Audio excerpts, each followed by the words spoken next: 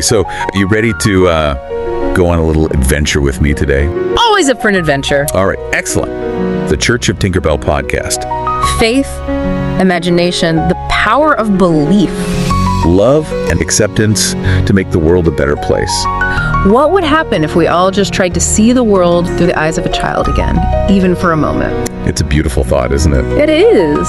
The Church of Tinkerbell. The Church of Tinkerbell. All right, I'm intrigued. You know, when we typically picture what's sacred, our minds often jump straight to images of silence, right? Mm-hmm. Hushed reverence. Yeah. Incense, maybe. Exactly. That profound sense of solemn gravity. We're sort of taught that the truly holy exists in stillness and quiet contemplation, maybe a certain weighty seriousness. Yeah, that's the dominant picture for sure. But what if that's only like half the story? What if the sacred also includes something a little more unexpected, something lively, playful, maybe even a touch mischievous? Oh, okay. Intriguing. So today we're going to dive deep into the sacred mischief of fairies. We're going to explore how playfulness, genuine laughter, and maybe even a dash of good-natured troublemaking, well, how they aren't just fun distractions. But actually holy. Yeah, surprisingly holy, profoundly so. Our mission, really inspired by this wonderful article we found from the Church of Tinkerbell blog, is to kind of uncover how embracing this playful spirit might really enrich our understanding of the divine. And maybe bring more joy into our lives. Exactly. Inject a whole lot more unburdened joy into our everyday. Yeah. So get ready, because this deep dive, I think it promises some truly surprising insights. Might shift your perspective a bit. It's a fascinating premise, really. It challenges so many of our ingrained assumptions about spirituality, doesn't it? It really does. This deep dive into the material you've shared, it forces us to connect things that seem, miles apart at first glance. Solemnity and joy. Right. And we'll do that by looking at folklore, these old stories, and then seeing how that wisdom maybe translates into a more vibrant modern spirituality. Okay. It's about recognizing that the divine isn't just one thing, not confined to a single rigid expression. It's got many voices, many forms. Okay, so let's really let's unpack this then. When I say sacred, I bet for many listening, the first images are, like you said, solemn robes, hushed words. That gravity in the air. Yeah. Yeah. We've sort of been conditioned to think holiness demands quiet stillness, a serious face. Think about your own personal experiences. What feels holy or reverent to you? It often is rooted in that quiet contemplation, isn't it? Yeah. A hushed cathedral, maybe silent meditation, or just a moment of deep, serious reflection. Absolutely. And those moments of quiet, of depth, they are undeniably important, essential even for grounding ourselves spiritually. Yeah, they connect us. They connect us to something profound and still. But the insights we've been looking at, they introduce this powerful, almost countercultural alternative view. Which is? That the sacred also bursts forth in giggles, pranks, playful disruptions, and the kind of joy that wrinkles the corners of your eyes. Wow. Okay, so not just quiet. Not just quiet. This isn't just about amusement. It suggests the divine is also in that spontaneous, irrepressible burst of life, laughter, light. It's a reminder the spirit isn't always, somber. And for embodying this delightful truth, fairies seem like the perfect archetypes, right? Especially the friendlier ones. Exactly. In so many stories, they are consistently these tricksters, laughers, troublemakers. But, and this feels really key, they are never malicious, or at least not in their friendliest forms. That's the crucial distinction, yeah.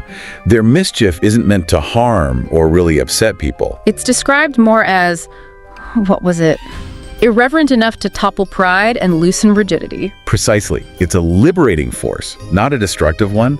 The playfulness is meant to free us up a bit. So, okay, that brings us to a really interesting question then. Why does this kind of mischief matter so much in a sacred context? What actually happens when playfulness interrupts something we see as very serious, maybe too rigid? It seems counterintuitive, doesn't it? Yeah, like mischief is just naughty. How could it be important spiritually? Well, what's fascinating and kind of liberating is how the material explains it. It says, mischief, far from destroying meaning, actually protects it from calcifying. Calcifying, like getting hard and brittle. Exactly. Think about it. When any system or idea or even a spiritual tradition becomes too rigid, too serious, too self-important, it starts to lose its life, its connection to real experience. It gets brittle. Yeah. Okay. And the examples given are just wonderful. Like the king caught off guard by a joke, becoming human again. Ah. In that moment, the crown slips, metaphorically. Right.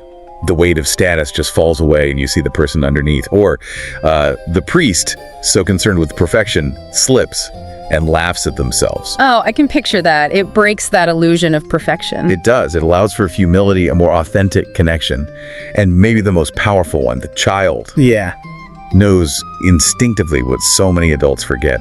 Joy is its own prayer. Joy is its own prayer. Wow. That hits hard. Like, that spontaneous giggle isn't irreverent, it's sacred in itself. That's the idea. An immediate connection to the life force that maybe extreme solemnity can accidentally block. I love that perspective, especially about the child. It really shows how this sacred mischief pokes holes in pump so that light and air can breathe through. Nice image. It's a necessary contrast, isn't it? Solemnity keeps us grounded, gives us that depth. Which we need. Definitely. But this mischief keeps us from being buried under our own gravitas.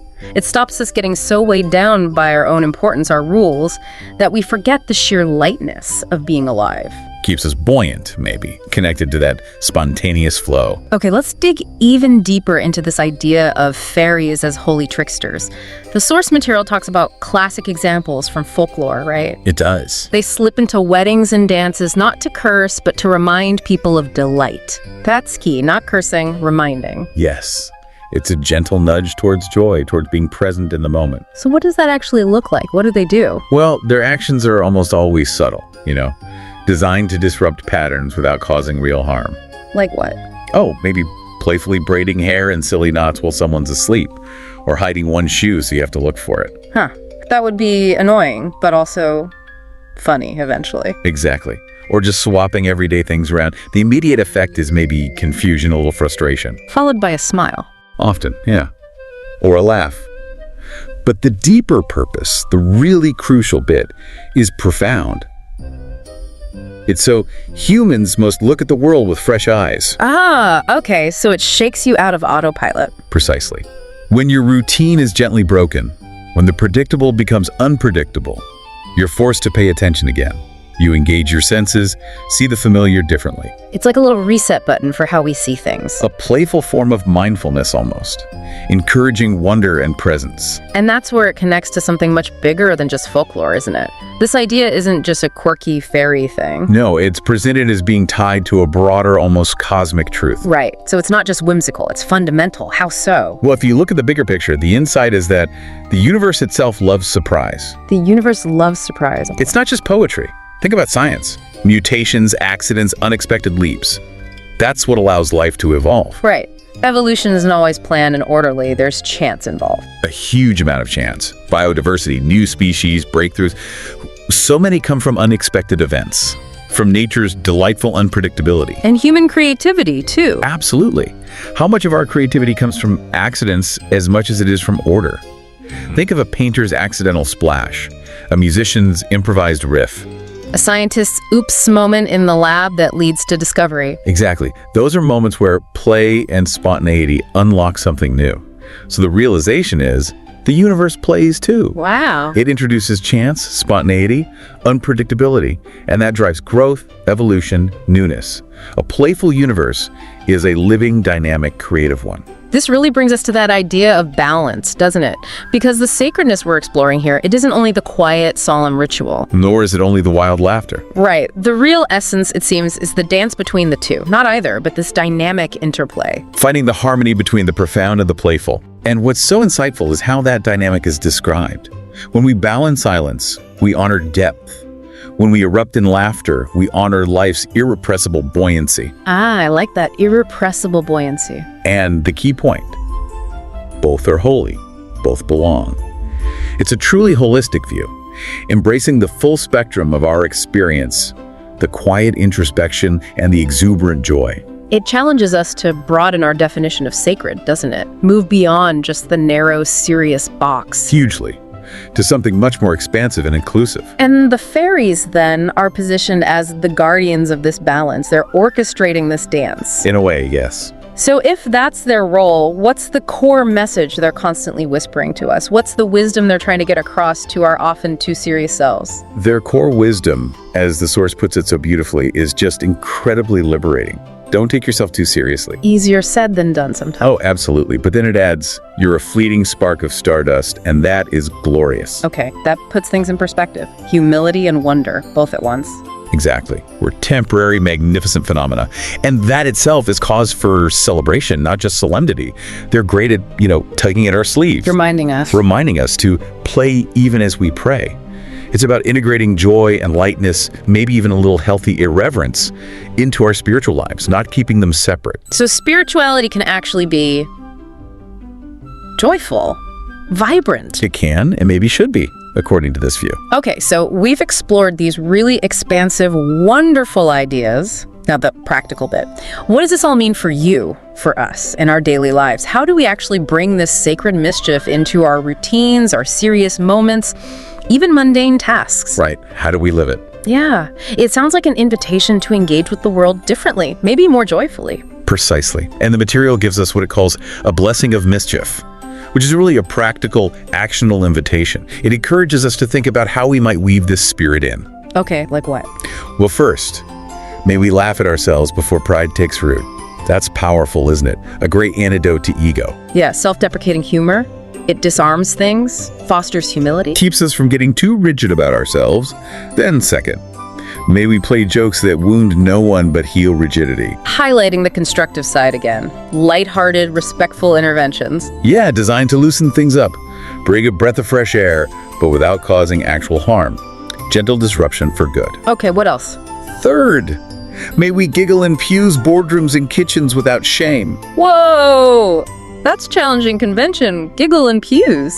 It speaks to the freedom to express genuine joy anywhere, even serious places. Now, obviously, there's nuance. It's not about being intentionally disruptive or disrespectful. But about allowing an authentic moment of lightness. That spontaneous giggle can be a powerful, almost rebellious affirmation of life's delight, even in solemn settings, remembering our human joyful nature everywhere. Okay, and the last one. And finally, this is quite expansive. May we honor the divine not only with solemn vows, but also with joyous cartwheels. Joyous cartwheels. I love that image. Honoring the sacred with unbridled enthusiasm. Exactly. Imagine the liberation in that. It suggests our whole being, body, laughter, play, can be a way to connect with the divine. It paints such a different picture, doesn't it? A world where our spirits feel lighter, where we embrace both our serious and silly sides. It's a beautiful reminder that, as the source says, the fairies are laughing with us. The sacred is laughing through us. Suggesting joy isn't just emotion, but maybe a conduit, a way to experience the divine every day. So as we wrap up this deep dive, we've really journeyed through this idea that the sacred is way more expansive than we often think. It embraces both solemnity and reverence. But also uninhibited joy, playful disruption, that touch of good-natured mischief.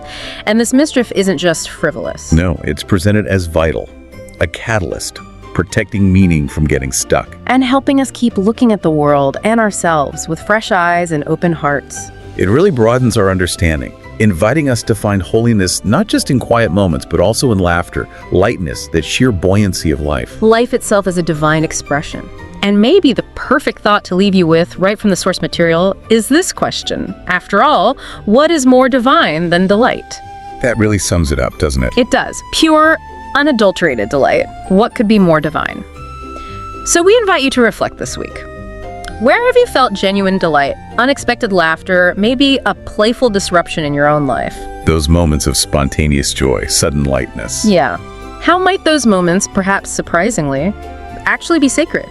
How might they be connecting you to something larger, more joyful, more alive than you maybe realize? Something to ponder. Definitely. Until next time, keep diving deep, and maybe, don't be afraid to embrace a little sacred mischief. Thanks for going on this little adventure with me today. Anytime. And listener, keep sprinkling that fairy dust, all right? We'll see you next time.